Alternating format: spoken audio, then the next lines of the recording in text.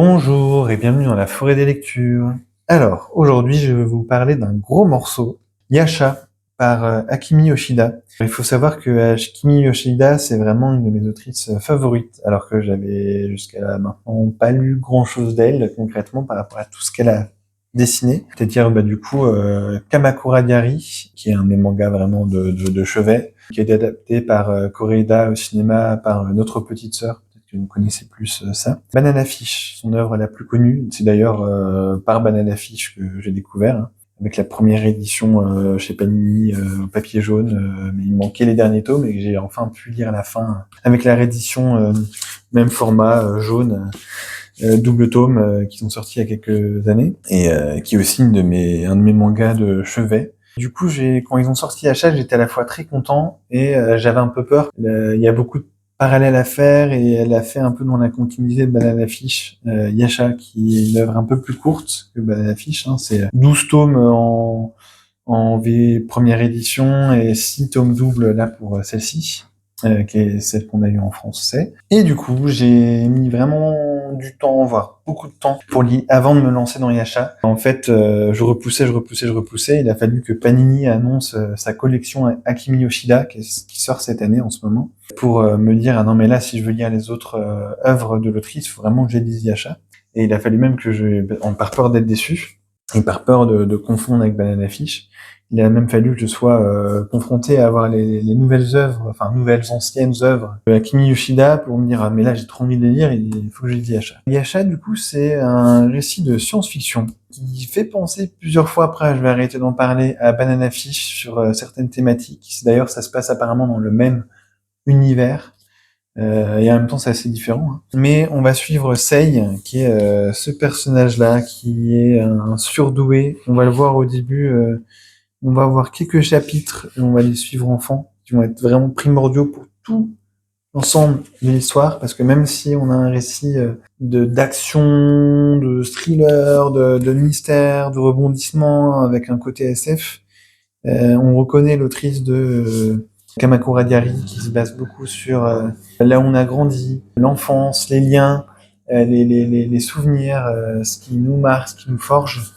Et il y a quand même des thèmes récurrents avec des œuvres qui ont peu de choses en commun au final d'autrices. Le début, tout le manga carbure à 400 à l'heure. On va voir Sei du coup qui est un jeune génie qui a dû fuir le Japon enfant, enfin qui a été kidnappé. Il s'est passé des choses horribles alors qu'il avait une enfance très protégé sur une île reculée avec ses amis d'enfance, sa mère, et un peu tout a été brisé. Il a été modulé pour en faire un génie de la médecine, de la science, de l'informatique, etc.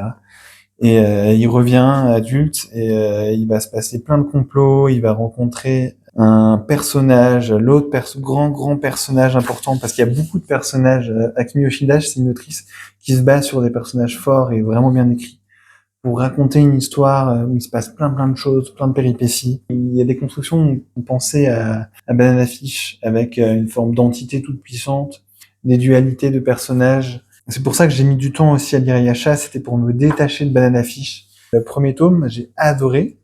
J'ai tout de suite été embarqué dans l'univers dont on découvre de Sei, de ses amis, de sa famille, de ce personnage qu'on va savoir être humain et en même temps un peu différent. C'est d'où le côté science-fiction qui peut ne pas paraître là en premier abord. Et du coup, Akimi Yoshida, c'est une autrice qui se base sur des personnages forts et une écriture des personnages et des dialogues vraiment complexes pour tisser son récit autour de ça. Et on va découvrir que Sei a un petit frère qui s'appelle Rin. Ils se ressemblent comme deux gouttes d'eau. Heureusement, ils n'ont pas la même coupe de cheveux. On peut voir un peu que Sei est étonné.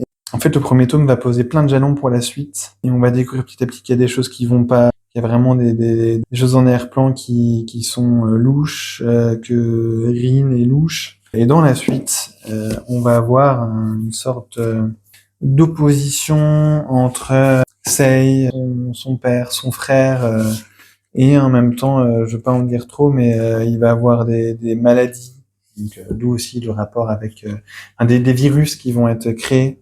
D'où le rapport avec Banana Fish aussi. Il va s'en suivre du coup un thriller intense, plein de rebondissements, est vraiment dramatique. Il y a un côté vraiment shakespearien, théâtral dans les regards. Là, on peut voir aussi la posture des personnages. Et c'est vraiment très fort, c'est vraiment addictif. J'ai lu les 3 premiers tomes, double tome, de manière espacée, en essayant de profiter. Et vraiment, les 4, 5, 6, je les ai dévorés en moins d'une semaine. J'arrivais plus à dire autre chose, plus à penser à autre chose. C'est vraiment accro. Parce que c'est un mélange d'action, de rebondissement, de drame intense, parce que ce qui se passe en permanence pour les personnages, c'est vraiment dur. Et il y a des vrais drames dans ce manga. De bout en bout, on suit des personnages torturés qui ont vécu des choses horribles. Et il y a encore une fois aussi un propos d'Akimi Yoshida sur... si vous avez lu Banana Fish, il y a des figures paternelles. Là, vous pouvez voir qu'il y a des morts horribles. Mais il y a des figures paternelles violentes sexuellement envers des jeunes enfants. Pour faire ça. Donc, c'est quand même un récit pour faire des avertissements qui va malmener ces personnages, traiter de thématiques très dures comme des virus, du racisme, du complot pour un peu suprémaciste. Il va y avoir parfois des ambivalences dans les volontés des personnages. Et le personnage de Sei, par son côté presque inhumain, va avoir un côté ultra violent et va amener de l'ambivalence dans les relations entre les personnages et dans tout le récit. Qui fait que c'est vraiment un récit complexe, somme, une sorte de tension palpitante de bout en bout. J'ai beaucoup pensé aussi, alors c'est aussi parce que c'est dans la même collection chez Panini, à Eden, par le côté encore maladie, complexité des personnages, est-ce qu'ils font bien, est-ce qu'elles font mal, dualité par rapport à ce que font les figures de paternelles, violence sexuelle, mercenaires, etc. Il y a vraiment aussi pas mal de parallèles à faire avec Eden, je trouve. Et bon, je vais peut-être pas montrer les derniers tomes parce que pour pas non plus révéler trop de choses, mais Yasha, c'est vraiment génial de bout en bout. C'est dommage, je pense que les couvertures ne soient pas plus attirantes et que l'œuvre n'ait pas rencontré vraiment son public, je pense, parce qu'il y a de quoi faire vraiment un incontournable avec un côté vraiment tranche de vie, relations, personnages, relations entre les personnages, sorte de sommet de tranche de vie.